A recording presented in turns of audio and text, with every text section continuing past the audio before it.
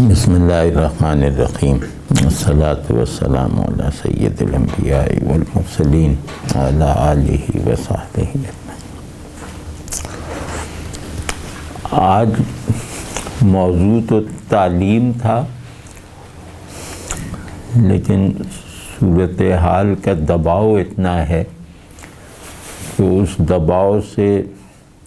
تھوڑا سا ایک نفسیاتی فراخی حاصل کرنے کے لیے آج حسب معمول اس موضوع پہ بات نہیں کروں گا، بلکہ اس کے بجائے یوں سمجھیں کہ ایک پیغام عرض کرنا ہے اور اس کے بعد خواجہ الطاف حسین حالی کی ایک نعت شریف پڑھنی ہے۔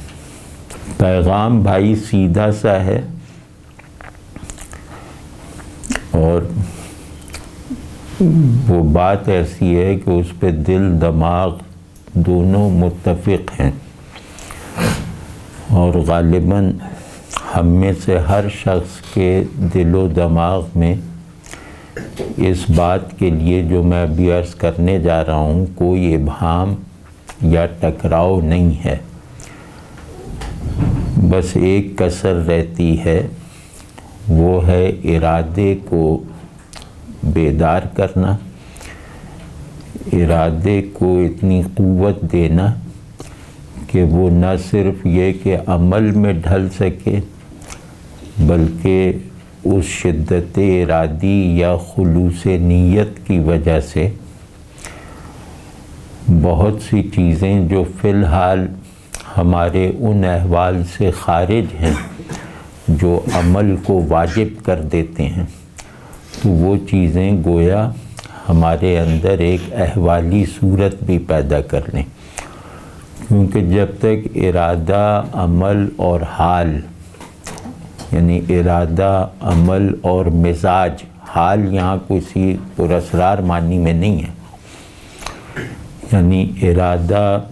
اتنا شدید ہو کہ عمل میں ڈھلے بغیر نہ رہے، اور اتنا سچا ہو کہ مزاج بنائے بغیر نہ رہے، تو ارادے کی دو پہچان ہوتی ہیں، ایک شدت، اس کی شدت استقامت کے ساتھ، اور سچائی مزاج میں، دل میں، طبیعت میں رسوخ کے ساتھ۔ تو ہمیں ارادے کے یہ دونوں اوصاف، ارادے کی یہ دونوں خصوصیتیں مطلوب ہیں، اور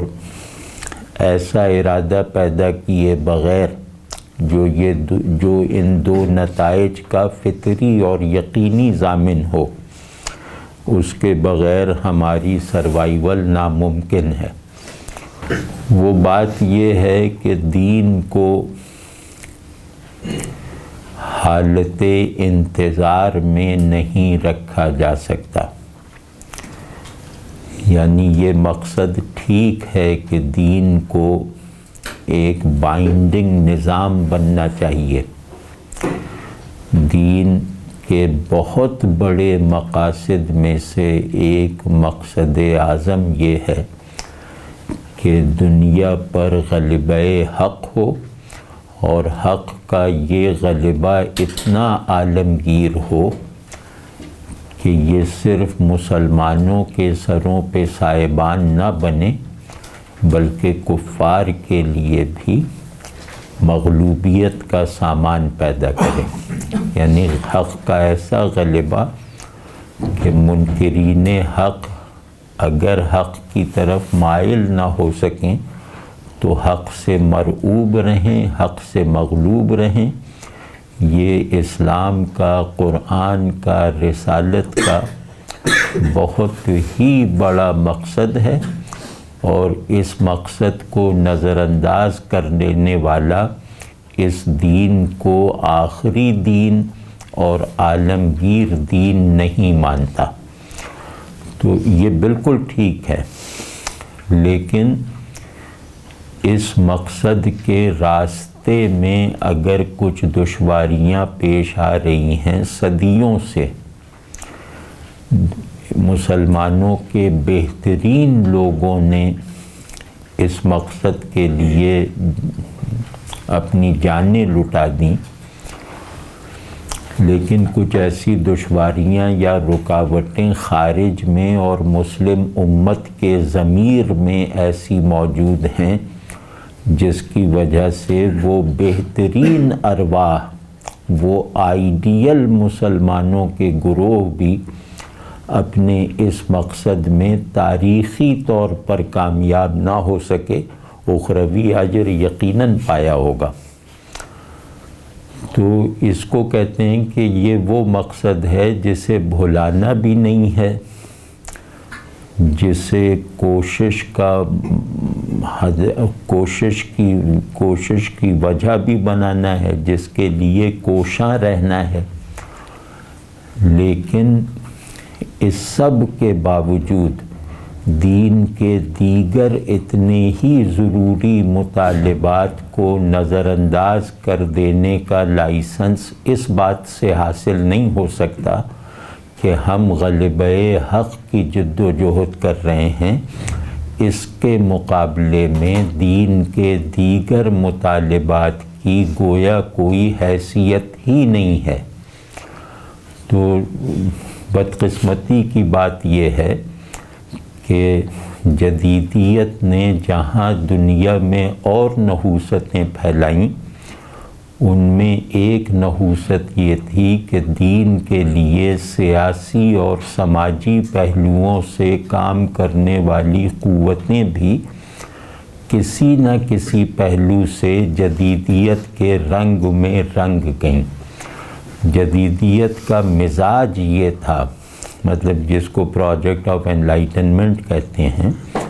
اس کا مزاج یہ تھا کہ ایک مقصد کو حاصل کرنا ہے، دیگر مقاصد کی طرف رخ اس مقصد کو حاصل کر کے کریں گے۔ تو یہ مزاج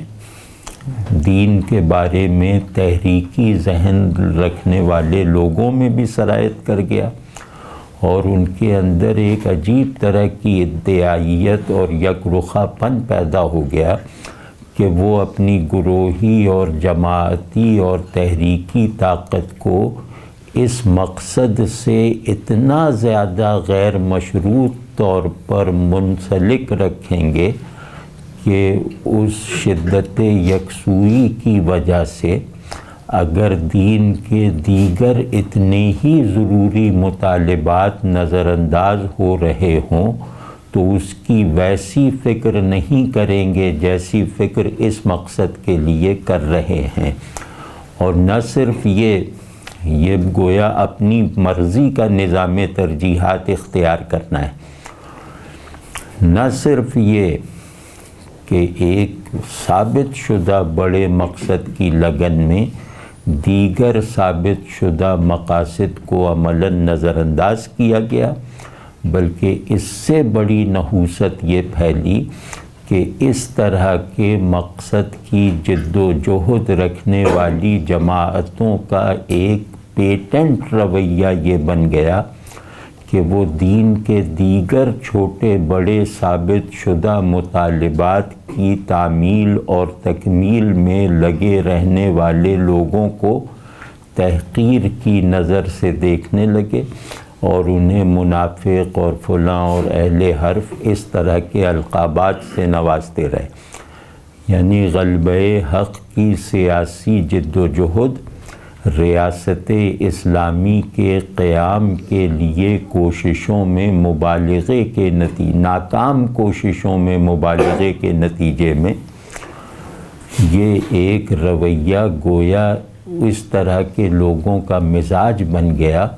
کہ کوئی شخص اپنی نماز اچھی کرنے کی کوشش کر رہا ہے تو اس کے بارے میں ایک تحقیری رویہ رکھنا، کوئی شخص جو ہے عبادت کی سنتوں پر عمل کرنے کو مرکزی حیثیت دے رہا ہے تو اس کے بارے میں ایک منفی رویہ رکھنا، اور یہاں تک کہ اس کے ایمان پر، اس کے ذوق دین پر، اس کے تصور دینداری پر سوالات اٹھا دینا، یہ سب۔ اور اسی طرح دوسرا گروہ ہے جو دین کے دیگر ثابت شدہ انفرادی یا معاشرتی فرائض ادا کرتے وقت غلبہ حق کے اسینشیل دینی مقصود کی طرف سے لاپرواہ اور غافل ہے، اور اس راستے میں کی جانے والی جد و جہد کو گویا وقت کا ضیاع سمجھتا ہے یا کمتر درجے کی چیز گردانتا ہے۔ تو غرض ہماری امت میں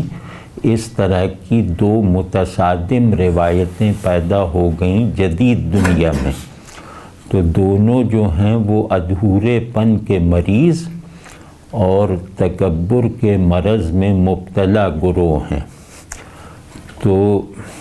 یہ بہت خطرناک صورتحال ہے، اور اس میں جس چیز کو میں کہہ رہا ہوں کہ پیغام کی حیثیت سے پہنچانا ہے وہ بالکل سادہ ہے، وہ یہ کہ خدا کے لیے کسی بھی مقصد کی طرف یکسو رہنے کی حالت میں دیگر مقاصد کو فراموش نہ کرو،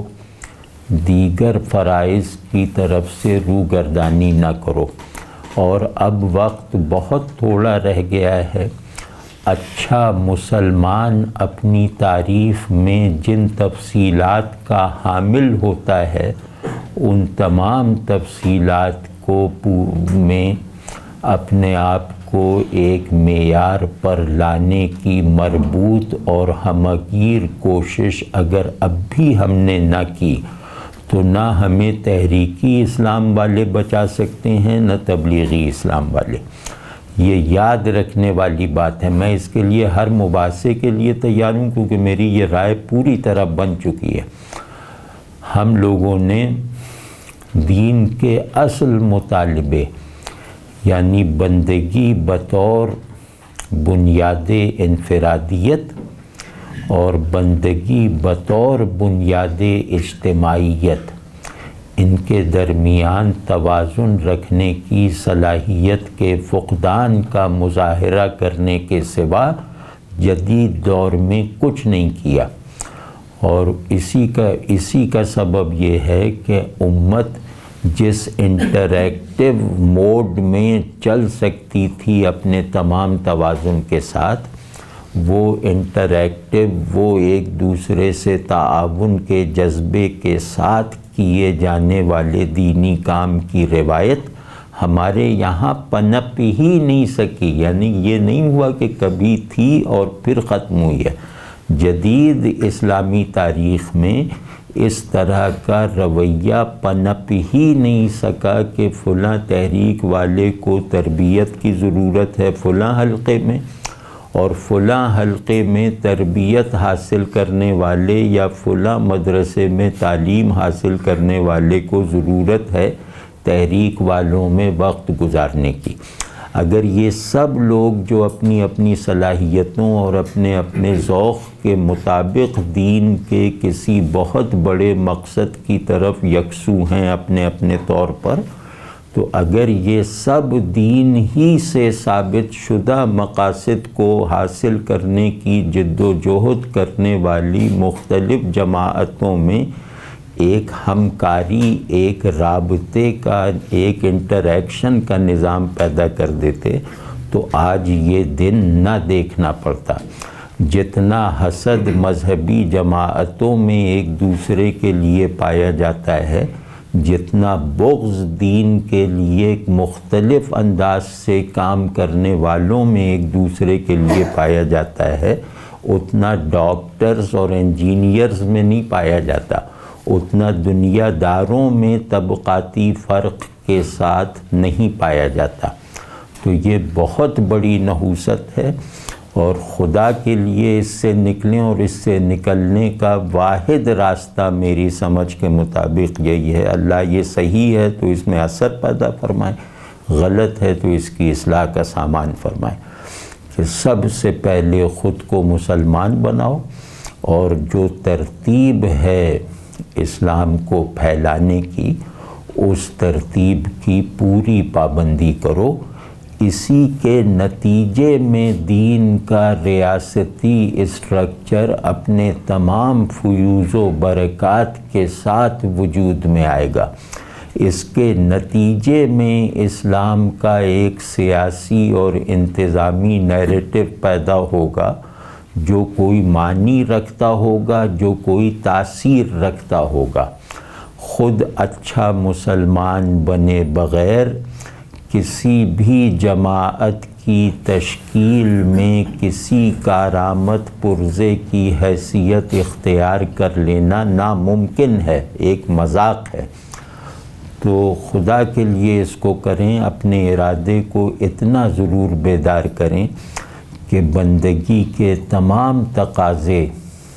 جو آپ کے انفرادی اور اجتماعی دونوں وجودوں سے متعلق ہیں ان دونوں کی طرف یکسو ہو جائیں، ان دونوں کی طرف سچے ہو جائیں۔ اب یہ نہیں ہوگا کہ مطلب میں دین کا کام تو کر رہا ہوں۔ دین کا کام اس وقت تک بے معنی ہے جب تک آپ خود دیندار نہیں ہیں۔ دین کا ہر کام بہت بابرکت، بہت مبارک، بہت مستند صحیح، لیکن یہ کہ اگر میں خود دین کے مزاج اور دین جس طرح ایک فرد کی تشکیل کرتا ہے، میں بطور فرد کے اگر دین کے جوہر تشکیل سے فیض یاب نہیں ہو سکا تو اس کا ازالہ میرے کسی جماعت میں شمولیت سے ہرگز نہیں ہوگا، بلکہ میرے نفاق میں، میرے دینی تنزل اور پستی میں اضافہ ہی ہوتا چلا جائے گا۔ تو اس کے لیے بہت کوشش کریں، اور بہت سادہ کوشش ہے کہ جس کا دل نماز میں لگتا ہے وہی دین کے تمام مقاصد کو پورا کرنا کوالیفائی کر سکتا ہے۔ جس کا پڑوسی اس سے خوش ہے وہی دین کی اجتماعی تشکیل کرنے والی کسی بھی سیاسی اور سماجی کوشش کا حصہ بن سکتا ہے، فعال حصہ بن سکتا ہے۔ جس سے ملنے والا اس کی طرف کشش محسوس کرتا ہے وہی اپنے دین کا کوئی کام کرنے کی لیاقت رکھتا ہے۔ ان کے بغیر کچھ، تو اس کا سینٹرل پوائنٹ یہ ہے کہ جس کو عبادات سے رغبت نہیں ہے، جس کو رسول اللہ صلی اللہ علیہ وسلم کے ساتھ والہانہ محبت نہیں ہے، ان دو خامیوں اور نقائص کا ازالہ کسی بھی معروف دینی جد و جہد سے نہیں ہو سکتا۔ تو یہ وہ میں عرض کرنا چاہ رہا تھا کہ اس کی بھائی کوشش کریں، کیونکہ اب وقت آ گیا، اب وقت صرف غلبہ کفر کا ان معنوں میں نہیں ہے کہ اسلام دشمن طاقتیں ہمیں مقہور بنائے ہوئے ہیں، ہمیں زیر کیے ہوئے ہیں، ہمارے ساتھ کھیل رہی ہیں، بلکہ اس سے کہیں زیادہ خوفناک ایک وہ عنصر ہمارے اندر داخل ہو گیا ہے، اور وہ ہے ارتداد کا، اعلانیہ یا خفیہ ارتداد۔ یعنی مسلم سوسائٹیز میں جتنی تیزی سے دین پر شکوک اور دین کے انکار کی روش پیدا ہو چلی ہے، اس کو نظر انداز صرف وہی شخص کر سکتا ہے جسے اپنے دین سے کوئی دلچسپی نہ ہو اور جسے دنیا کی کوئی خبر نہ ہو۔ تو یہ زیادہ بڑا خطرہ ہے، یعنی امریکہ سے شکست کھانے کے مقابلے میں یہ کہیں زیادہ بڑا خطرہ ہے کہ مسلم سوسائٹی اپنے اندر جو ہے وہ ارتداد کی روش کو پھیلتا ہوا دیکھتی رہے، بے بسی کے ساتھ یا لا تعلقی کے ساتھ۔ تو دو چیزیں ہیں، یہ ضرور کرنا، نماز اور عبادات سے مناسبت، اور قرآن شریف کو کھولتے ہی اس کا اثر محسوس کرنے کی عادت۔ بس یہ قرآن ہے جو شدت تأثر سے پھیلنے والے ارتداد کا واحد علاج ہے، کیونکہ یہ ارتداد دلیل سے نہیں، شدت تأثر اور مسلمانوں کے کرتوت کو بنائے استدلال بنا کر پھیل رہا ہے۔ تو قرآن اثر کرنے لگے، نماز آنکھوں کی ٹھنڈک بن جائے، تو اور پڑوسی آپ سے راضی ہو، تو پھر پڑوسی سے مطلب یہ کہ کوئی شخص بھی جس کا آپ سے تعلق ہے وہ پڑوسی کے حکم میں ہے، تو اس کو ضرور اپنے آپ کو ٹھیک کرو، اپنی معاشرت کو ٹھیک کرو، انشاءاللہ اسی کی طاقت سے اللہ کی وہ نصرت اترے گی جو غلبہ حق کی جد و جہد میں ہمیں کامیاب کرے گی اور ہمیں غلبہ حق کی جد و جہد کے لائق بنائے گی۔ ابھی تو ہم غزوہ بدر میں کود پڑے ہیں اور بدر والے ہمیں مان ہی نہیں رہے کہ تم مجاہد ہو، مطلب ہماری صورتحال اس وقت یہ ہے۔ بلا شبہ غلبہ حق کی جد و جہد کرنا گویا غزوہ بدر میں شامل ہونا ہے، بلا شبہ، اس میں کوئی شبہ نہیں ہے، لیکن یہ اس وقت ہوگا نا جب غزوہ بدر والے ہمیں مانیں کہ تم ہاں ہمارے ساتھ شامل ہو سکتے ہو۔ تو ہم اس وقت نام لے رہے ہیں کہ ہم غزوہ بدر میں شامل ہیں، لیکن جو غزوہ بدر والے ہیں وہ ہمیں نہیں اپنا سمجھتے۔ یہ جو حال ہی کی ایک بہت ہی مشہور نعت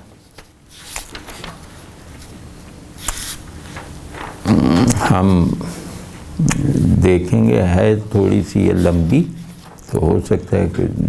2-3 نشستوں میں ہو۔ حالی نے اردو نعت گوئی کی روایت میں انقلاب پیدا کر دیا تھا، یعنی کہ رسول اللہ صلی اللہ علیہ وسلم کے ساتھ تعلق کو گویا ایک مسلم اجتماعیت اور امت کے موقف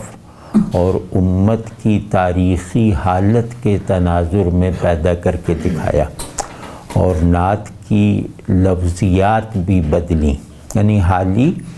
ہمارے یہاں بہت اہم آدمی ہیں، انہوں نے شاعری کی روایت پر بھی بہت گہرا اثر ڈالا، بہت بڑی بڑی تبدیلیاں کیں، اور اسی میں سے ایک پہلو کے طور پر نعت گوئی کی روایت پر بھی میں تو باقاعدہ یہ ایک انقلاب لے کر آئے۔ تو ابھی حالی کے بارے میں گفتگو کرنے کا موقع نہیں، وہ اگلی کسی نشست میں کریں گے، ابھی تو بس یہ دیکھیں اور اس سے تسکین حاصل کرنے کی کوشش کریں۔ اس نعت کا عنوان ہے عرض حال بجناب سرور کائنات علیہ السلام۔ آپ اس میں دیکھیں گے کہ اس میں کتنا جو ہے وہ ادب ہے، کتنا جوش ہے، اور کہیں بھی ایسا شاعرانہ مبالغہ نہیں ہے، یا کم از کم میرے علم کی حد تک نہیں ہے، جس پر شرعی پہلو سے اعتراض وارد ہوتا ہو۔ تو بسم اللہ الرحمن الرحیم، صلی اللہ علی النبی۔ اے خاصے خاصان رسول وقت دعا ہے، اے خاصے خاصان رسول وقت دعا ہے، امت پہ تیری آ کے عجب وقت پڑا ہے۔ تو یہ آسان ہے، مطلب اس میں تشریح کے پہلو کم ہیں، اور تشریح سے اس کی تاثیر متاثر نہ ہو تو میں ویسے ہی جیسے وضاحتی سے کچھ باتیں کروں کہ اے خاص اے خاصان رسول صلی اللہ علیہ وسلم، کہ اے رسولوں میں رسولوں کے بڑوں کے بھی بڑے، اس وقت امت کو امت کی اپنی دعائیں ان کی شامت اعمال سے قبول نہیں ہو رہی، یا یہ امت دعا کی طرف یعنی رجوع اللہ کی طرف سچے دل کے ساتھ متوجہ ہی نہیں ہو رہی۔ اس امت پہ ایک عجیب عذاب آیا ہوا ہے کہ اللہ کہہ رہا ہے کہ مجھے پکارو، اور یہ اللہ کو نہیں پکار رہی۔ تو وقت دعا کا مطلب یہ ہے کہ ساری صورتحال دعا کا تقاضا کر رہی ہے، لیکن یا تو دعا سے غافل ہے یہ امت، یا پھر اس کی دعا میں اس کی شامت اعمال اور اس کے نیت کے کھوٹ کی وجہ سے اثر نہیں رہا ہے۔ تو اب رسول اللہ صلی اللہ علیہ وسلم، آپ صلی اللہ علیہ وسلم ہی سے درخواست ہے کہ آپ صلی اللہ علیہ وسلم اپنی امت کے لیے دعا فرمائیں۔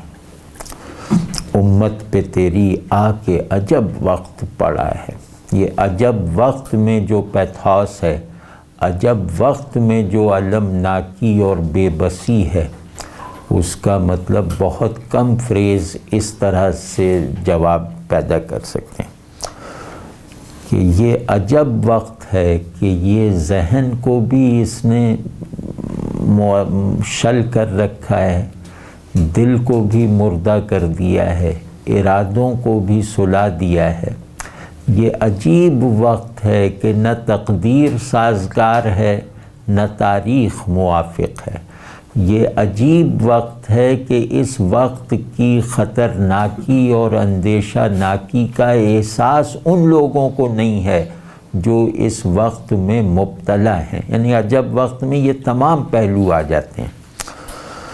تو امت پہ تیری آ کے عجب وقت پڑا ہے، نہ یہ دین کی رہی ہے نہ یہ دنیا کی رہی ہے۔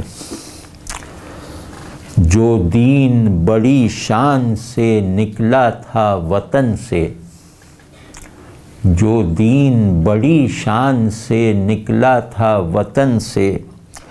پردیس میں وہ آج غریب الغربا ہے۔ کہ سیدنا فاروق اعظم رضی اللہ تعالیٰ عنہ کے زمانے میں یہ دین جو ہے وہ عرب سے نکل کر عالمگیری کے راستے پر پڑا تھا۔ اس دین کا ایک بڑا دعویٰ پورا ہونے کا جیسے یقینی ثبوت فراہم ہو گیا تھا کہ یہ ساری دنیا کے لیے ہے، ہر زمانے کے لیے ہے، ہر آدمی کے لیے ہے۔ تو یہ مقصد رسالت تھا۔ اس مقصد رسالت کی عملی پیش رفت رسول اللہ صلی اللہ علیہ وسلم کے تربیت یافتہ کے ہاتھ سے ہوئی، اور دیکھو کس شان سے ہوئی کہ اپنے وقت کی موجود یا ملحقہ تمام سپر پاورز کو ڈھیر کر دیا، نہ صرف طاقت سے بلکہ دلیل سے، کردار سے، اخلاق سے، یعنی کہ انہیں فتح کیا اور پھر انہیں اسلام کا مفتوح بنایا، یعنی فتح بھی کیا اور ان کے لیے اسلام کو پرکشش بھی بنایا۔ اس سے بڑا معجزہ کیا ہوگا؟ یہ رسول اللہ صلی اللہ علیہ وسلم کی فہرست معجزات میں ایک بڑا معجزہ ہے کہ جنگ سے جن علاقوں کو فتح کیا، تلوار سے جن جباروں کی گردنیں اڑا دیں، پھر اپنے کردار سے انہیں اپنے دین کی طرف مائل کر دیا، بغیر کسی رسمی تبلیغ کے، بغیر کسی الگ سے تحریک کے۔ تو کس شان سے اسلام ملک عرب سے نکلا تھا کہ روم و فارس کو زیر کر لیا، مصر کو فتح کر لیا، اور اپنے دائرے میں ایک بہت ہی عظیم الشان وسعت پیدا کر کے دکھائی۔ لیکن آج وہی اسلام پردیس میں ہے، یعنی کہ ہندوستان میں، جس پردیس کو اس نے روشن کیا تھا، جس پردیس میں یہ بنائے تعلق بنا تھا، مخلوق کے تعلقات میں بھی بنیاد بنا تھا، خالق کے ساتھ تعلق کی بھی اساس بنا تھا، جہاں یہ دین سب سے زیادہ ہر ایک کے لیے سب سے زیادہ اپنا تھا، ہر ایک سب سے زیادہ اسلام سے مانوس تھا۔ آج یہ حال ہے کہ وہ پردیس میں ہے اور اتنا اجنبی ہے کہ اتنا اجنبی کوئی ہو ہی نہیں سکتا. یعنی اجنبی پن کی جو آخری حد ہوتی ہے یہ دین ہندوستان وغیرہ میں اس حد کو پہنچ گیا ہے کہ نہ صرف دماغ اس کو پہچاننے سے منکر ہیں، اس کے مخالف اس کی شناخت سے منکر ہیں، بلکہ اس کو ماننے والے بھی ایک اعتبار سے اس کے منکر ہیں. تو اجنبی کسے کہتے ہیں؟ جسے اپنے بھی نہ پہچانے. سب سے بڑا اجنبی وہ ہوتا ہے جسے اس کے اپنے بھی نہ پہچانے. تو یا رسول اللہ صلی اللہ علیہ وسلم، آج ہندوستان میں اسلام کو مسلمان خود نہیں پہچان رہے. جس دین کے مدعو تھے کبھی سیزر و کسریٰ، جس دین کے مدعو تھے کبھی سیزر و کسریٰ، خود آج وہ مہمان سرائے فقراء ہے. یعنی کہ ایک ایک لفظ ہم پر صادق آتا ہے کہ کبھی جو دین قیصر و کسریٰ کو شکوہ کے ساتھ اور حکومت کے ساتھ پیش کیا جاتا تھا کہ مانو ورنہ یہ ہو جائے گا. یعنی پہلے جس دین کو دنیا کی بڑی سے بڑی طاقتوں کے لیے واجب التسلیم بنا کر کامیابی سے پیش کیا جاتا تھا، پہلے جس دین کو دنیا میں موجود تمام طاقتوں پر جس طرح غالب آ کر دکھایا جاتا تھا، جس کی کوئی مثال تاریخ انسانی میں، تاریخ ادیان میں نہیں ہے، آج وہ دین جو قیصر و کسریٰ کی گردنیں جھکا دیتا تھا، آج وہ دین جو قیصر و کسریٰ کی قوت کو مشرف باسلام کر دیتا تھا، آج اس کا یہ حال ہے کہ وہ فقیروں کی سرائے میں مہمان کی طرح پڑا ہے. یعنی یہاں مہمان سرائے فقراء کا مطلب یہ ہے کہ فقیروں کے گھر کا مہمان ہے، یعنی فقیروں کا گھر بنانے کے بھی لائق نہیں ہے. یہ جو لوگ دوسروں سے مانگتے ہیں یہ ان سے مانگتا ہے. تو آج اس دین کا یہ حال ہے کہ جس نے ایوان فارس پہ حق کا علم گاڑ دیا تھا، آج اس کا یہ حال ہے کہ وہ دنیا کے دریوزہ گروں کے آگے ہاتھ پھیلا رہا ہے. وہ دین ہوئی بزم جہاں جس سے چراغاں، وہ دین ہوئی بزم جہاں جس سے چراغاں، اب اس کی مجالس میں نہ بتی نہ دیا ہے. کہ جس دین سے دنیا میں حق کا اجالا پھیلا، جس دین سے دنیا میں خیر کی روشنی پھیلی، جس دین سے دنیا نے اپنے جمالیاتی جوہر کو ابھارنا سیکھا، جس دین کی وجہ سے یہ دنیا حق کی نشانیوں کا مجموعہ بن کر دمکنے لگی. یہ دنیا تو تاریکی کے مادے میں سے بنی ہوئی ہے نا، تو وہ دین جس نے اس دنیا کو روحانیت سے روشن کر دیا، وہ دین جس نے اس سرائے غفلت کو جو ہے وہ جائے ذکر بنا کر دکھا دیا، وہ دین جس نے ہر شے کو اس قابل بنا دیا کہ وہ اللہ کی طرف ایک یقینی اشارہ کرے. تو جہاں چیزیں اللہ کی طرف یقینی اشارہ کرنے لگیں، اس جگہ سے زیادہ روشنی کا تصور کیا جا سکتا ہے. تو اس دین نے ہر اعتبار سے، فلاح کے اعتبار سے، صلاح کے اعتبار سے، ہدایت کے اعتبار سے، ہر اعتبار سے دنیا میں چراغاں کر دیا تھا، دنیا کو منور کر کے دکھا دیا تھا. اب وہی دین، وہی ہر طرح کا نور بانٹنے والا دین، وہی دنیا کی ضرورتیں اور آخرت کی حاجتیں پوری کر دینے کی ضمانت دینے والا دین، اس کا یہ حال ہے کہ اب اس کی اپنی مجلسوں میں نہ بتی ہے نہ دیا ہے، یعنی روشنی کے ادنا ساز و سامان سے بھی یہ دین یعنی امت محروم ہو گئی ہے کہ اب دین کی جو مجالس ہوتی ہیں وہ گھٹن کے ماحول میں ہوتی ہیں، دنیا کی محفلوں میں روشنی ہے، دین کی محفلوں میں تاریکی چھائی ہوئی ہے، دنیا کی محفلوں میں رونق ہے، دین اور وعظ کی محفلوں میں جو ہے وہ سناٹا اور اندھیرا ہے، یعنی کوئی سنتا نہیں۔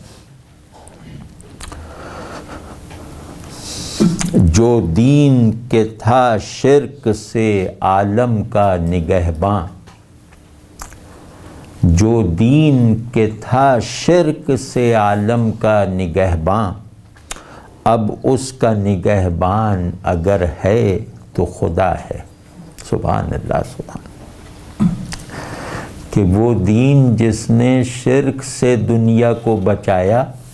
اور شرک کے امکانات سے بھی جہان بھر کو پاک کر دیا، صرف شرک سے بچایا نہیں بلکہ شرک کی واپسی کے بھی چھوٹے بڑے تمام راستوں کو بند کر دیا تھا، جو دنیا کو اللہ کی توحید کی طرف یکسو کرنے آیا تھا اور کر کے بھی دکھایا تھا،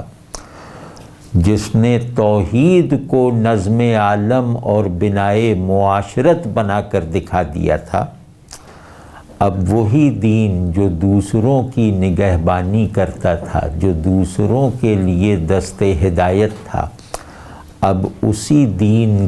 کو اگر کوئی دیکھنے والا ہے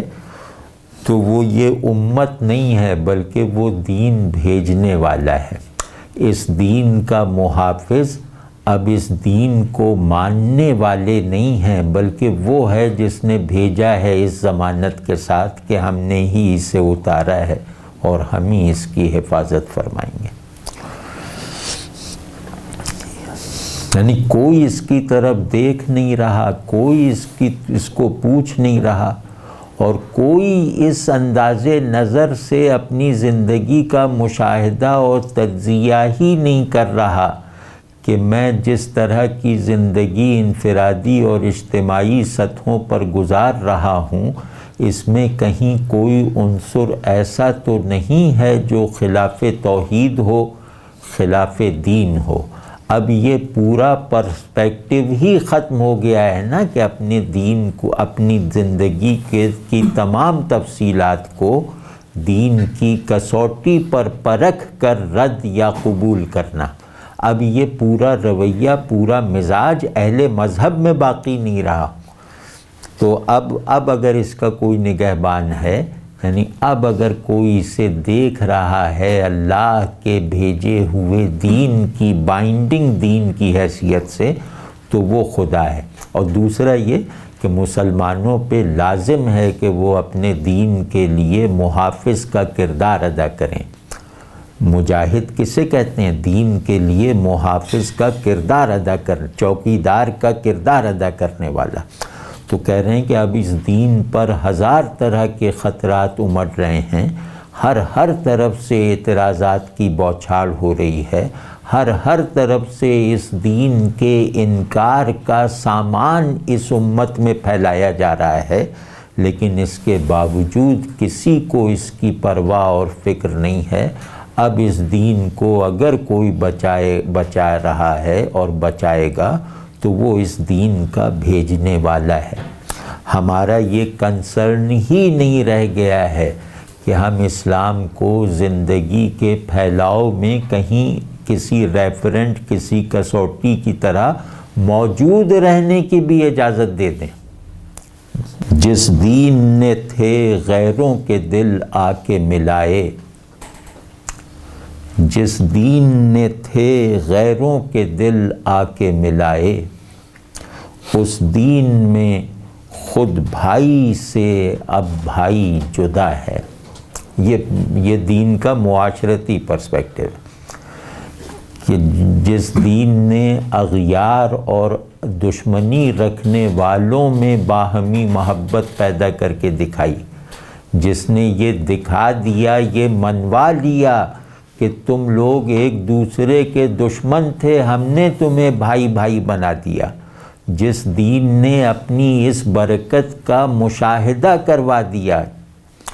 اب اسی دین کے ماننے والوں کا یہ حال ہے کہ بھائی بھائی کا دشمن ہے۔ یہ دشمن کو بھائی بنا کر دکھا گیا تھا،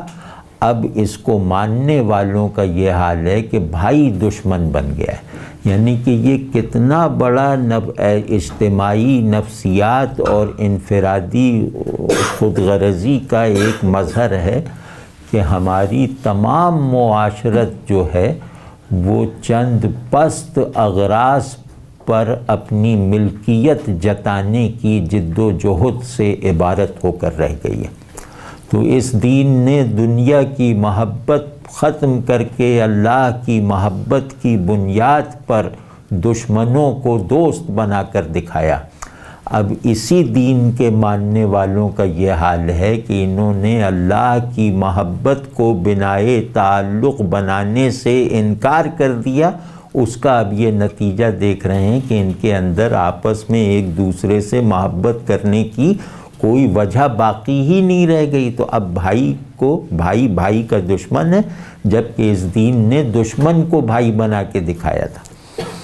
جو دین کہ ہمدرد بنی نوع بشر تھا،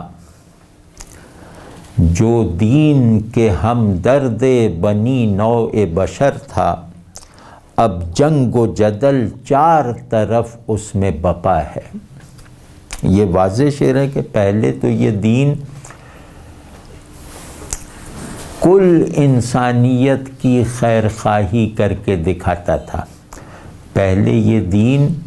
کافروں کو بھی یہ کہنے پر مجبور رکھتا تھا کہ مسلمانوں سے زیادہ اچھی معاشرت اور شفقت رکھنے والا کوئی نہیں ہے۔ پہلے جہاں خوش خلقی کی گواہی منکر دیتے تھے، پہلے جہاں خیر خواہی کا اعتراف دشمن کرتے تھے، پہلے جہاں فائدہ اٹھانے والے غیر مسلم تھے، اس دین کا اب یہ حال ہے کہ اب یہ آپس ہی میں ایک دوسرے کے گلے کاٹنے میں مصروف ہیں۔ پہلے جو امت غیر مسلموں کی خیر خواہ اور مونس تھی، اس کا اب یہ حال ہو گیا ہے کہ یہ آپس ہی میں ایک دوسرے کے گلے کاٹ رہی ہے۔ جس دین کا تھا فقر بھی اکسیر غنا بھی، یہ شعر پورا مسلم ورلڈ ویو ہے، یہ جو آپ پڑھیں گے۔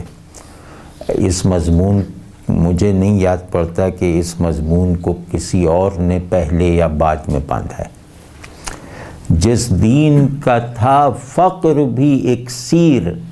غنا بھی، اس دین میں اب فقر ہے باقی نہ غنا ہے۔ سبحان اللہ سبحان۔ فقر کہتے ہیں دنیا کا، اللہ کا ہونا، دنیا کا نہ ہونا۔ اللہ میرے ساتھ ہے، دنیا میرے پاس نہیں ہے، اس حالت کو کہتے ہیں فقر۔ اور غنا کہتے ہیں اللہ بھی مجھے، الحمدللہ اللہ بھی مجھے حاصل ہے، اور اللہ کی بخشی ہوئی نعمتیں بھی مجھے نصیب ہیں، یعنی آخرت کی بہتری کا سامان بھی مجھے حاصل ہے، دنیا میں خوشحالی کے اسباب بھی مجھے میسر ہیں۔ اب یہ غنا ہے۔ تو فقیر وہ ہے جو دنیا نہیں رکھتا مگر اللہ رکھتا ہے اور اس پر راضی ہے، اور غنی وہ ہے جو دنیا رکھتا ہے اور اللہ کے ساتھ بھی اس طرح ہے کہ دنیا کو ہر وقت اس کی خوشنودی میں صرف کرنے کا عادی ہے، تو یہ غنی ہے۔ تو کہہ رہے ہیں کہ پہلے اس دین میں غریب بھی تھے، وہ اللہ والے تھے، امیر بھی تھے، وہ بھی انہی کی طرح اللہ والے تھے،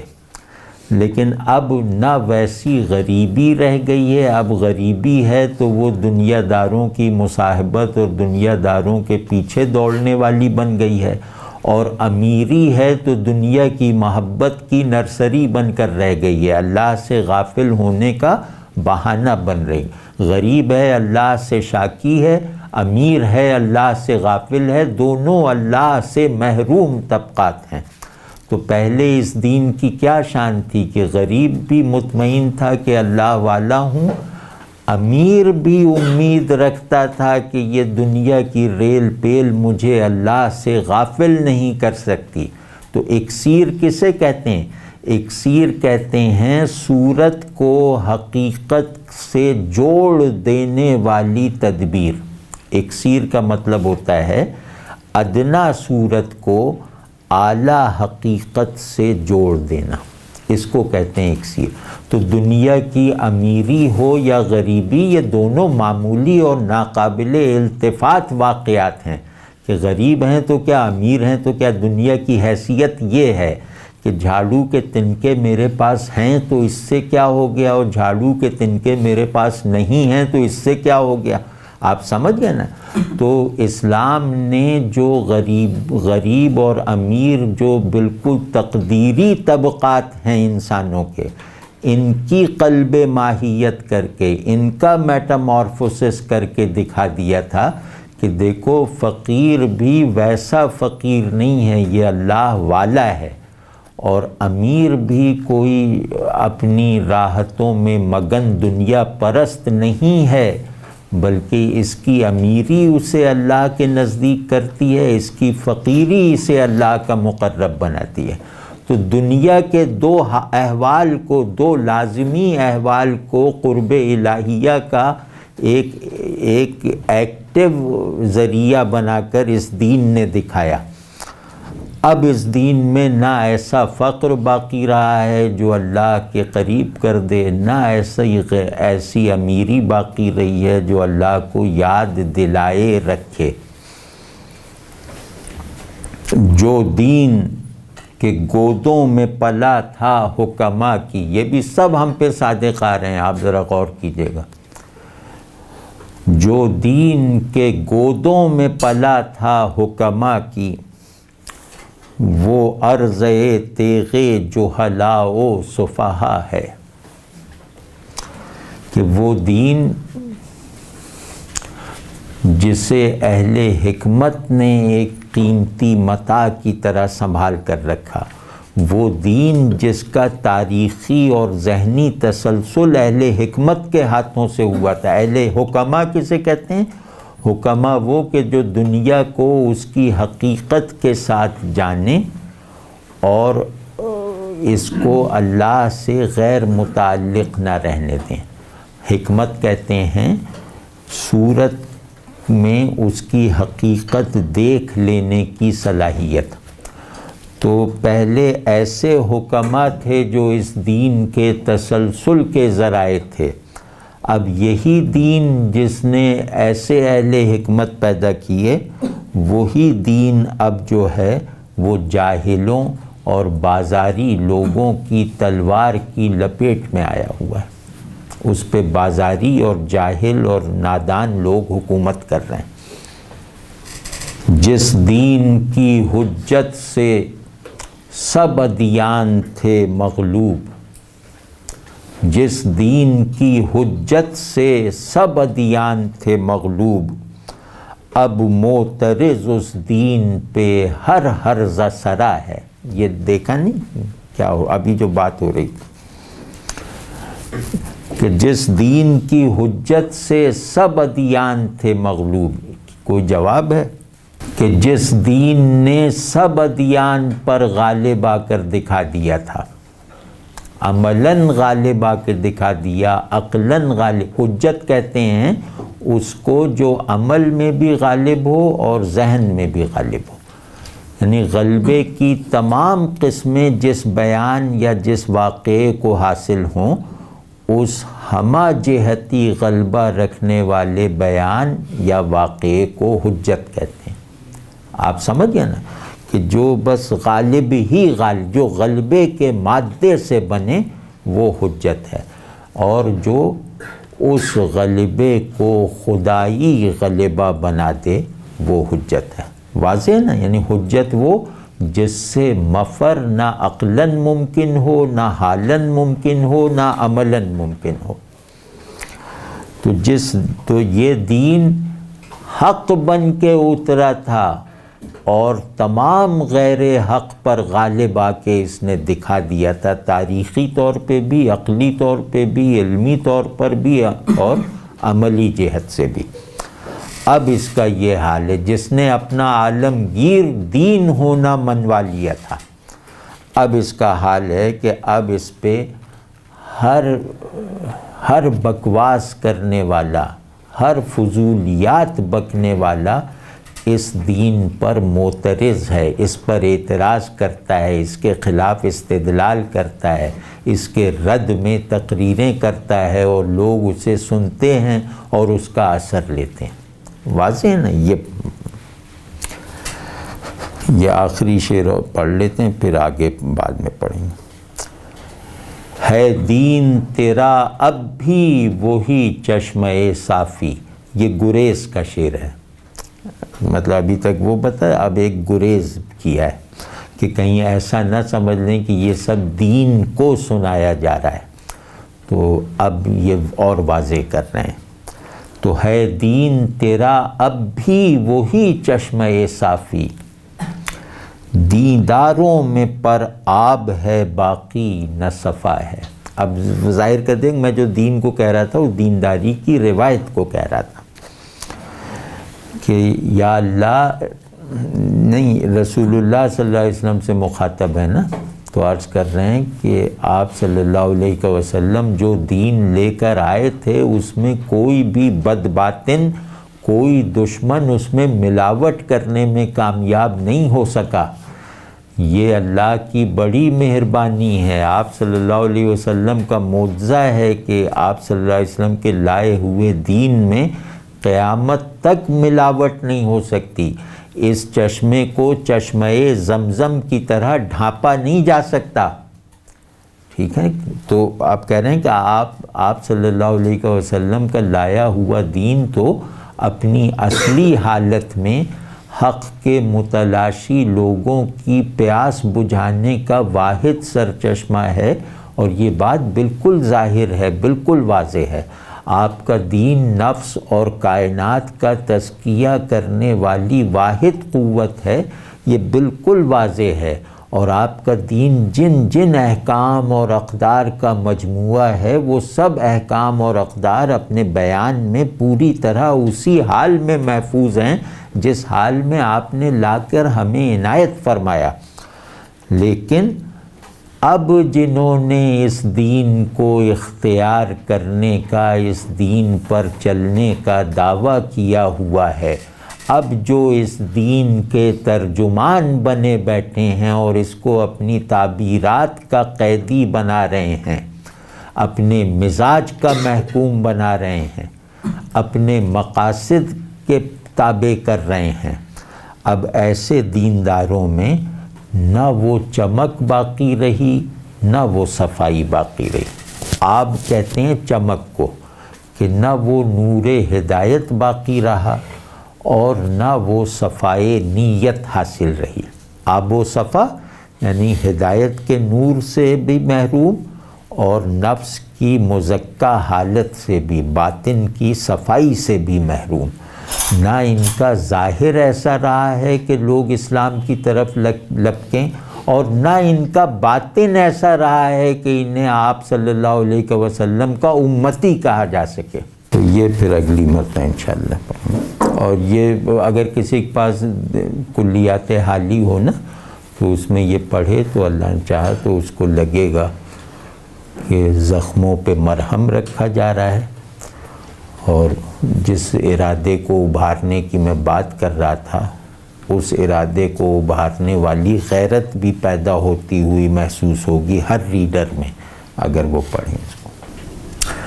اب دنیا کی بڑی طاقتیں ایک خاص رخ پہ بڑھتی ہوئی دکھائی دے رہی ہیں، اور اس پہ لگتا ہے کہ دنیا کی بڑی طاقتوں کا اتفاق ہونے ہی والا ہے۔ اس کو اگر ہم ایک فقرے میں کہیں تو وہ یہ ہے کہ مسلمانوں سے ہمدردی کرو، اسلام کی مخالفت کرو۔ اور اب دنیا ہماری مدرس بن کر ہمیں یہ سمجھانے کی وہ کرے گی کہ دیکھو ہم تمہارے خیر خواہ ہیں، اور خیر خواہ ہونے کی حیثیت ہی سے تو کہہ رہے ہیں کہ اسلام سے پیچھا چھوڑاؤ، نعوذ باللہ۔ یہ ہوگا وہ حملہ جو شروع ہو چکا ہے، جو شاید تاریخ میں بڑا حملہ ہو۔ مطلب تاتار کی یورش اتنا بڑا حملہ نہیں تھی جتنا بڑا حملہ یہ ہے کہ مسلمانوں سے ہمدردی اور اسلام سے دشمنی۔ اللہ بس وہ دن نہ دکھائے، اور اس دن کو دیکھنے سے بچنا ہے تو ہر آدمی مکلف ہے اس بات کا کہ وہ اللہ کو راضی کرے اس بات پہ کہ یا اللہ اس دن کا سورج نہ نکلنے دینا۔